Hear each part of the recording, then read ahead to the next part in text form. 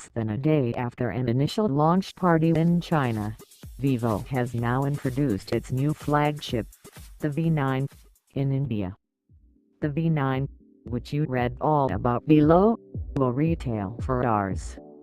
22,990, around $353.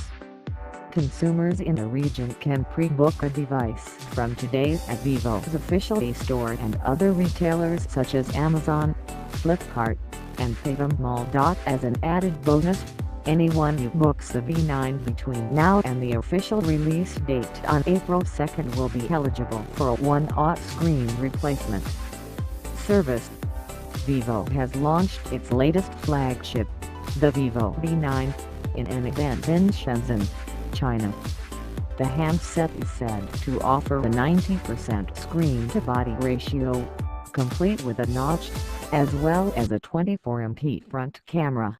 But what else has it got going on? Here's the lowdown.